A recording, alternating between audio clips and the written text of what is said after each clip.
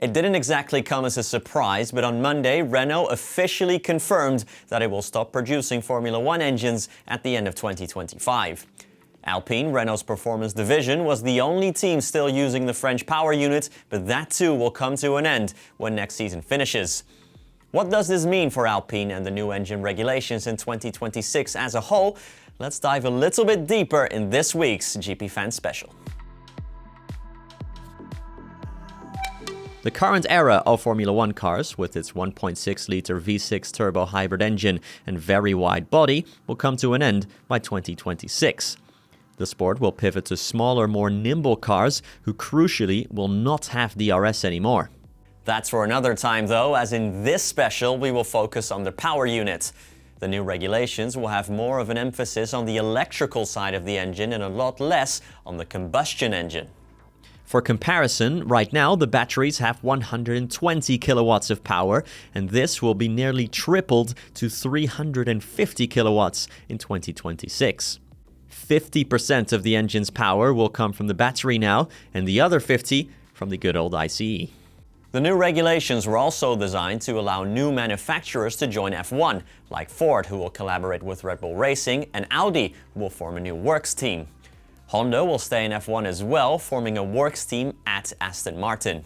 Renault is one of the most established and legendary engine manufacturers in F1 history, but has always dipped in and out of the sport. The brand first got involved in 1977, but has been in and out of the sport several times since. In the year 2000, Renault bought Benetton for $120 million, and the team was renamed Renault in 2001.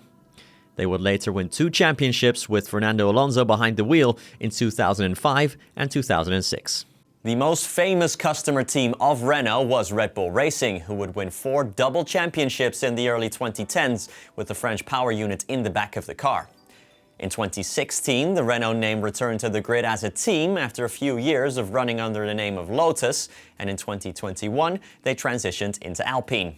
The bottom line for Renault in Formula One, combining its own team and customer teams, is 12 constructors' titles and 11 drivers' championships, making them the 4th most successful engine manufacturer of all time. In the V10 era as well as in the V8 era, Renault knew how to build some of the most powerful and reliable engines on the grid.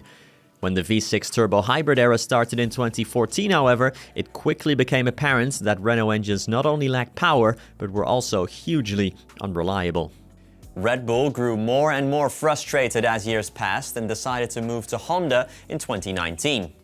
The French power unit had such a bad reputation that Red Bull even renamed it the Tag Heuer engine. McLaren cut the deal with Renault in 2018, but returned to Mercedes in 2021. The issues Red Bull had back then still live on in 2024. Esteban Ocon and Pierre Gasly have regularly complained about a lack of power. On Monday, Renault made it official that it will stop producing engines come the new era of Formula One, mainly to save money at the company, as the cost of developing a new power unit can run into the billions. Mercedes are reportedly the favorites to supply engines to Alpine in 2026, but nothing has been confirmed as of yet. It cannot be good news for the FIA that Renault are bowing out, although they will not panic either. It is telling, however, that a works team, the FIA's favorite kind of team, is leaving the sport. Stefano Domenicali told motorsport.com in August that Renault leaving wouldn't be because of the regulations, but because of different factors at play.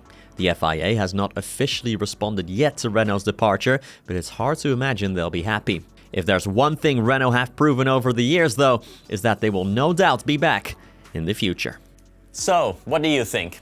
Has Renault taken the right decision by withdrawing from Formula One, or should they have kept going? And how will Alpine do as a customer team?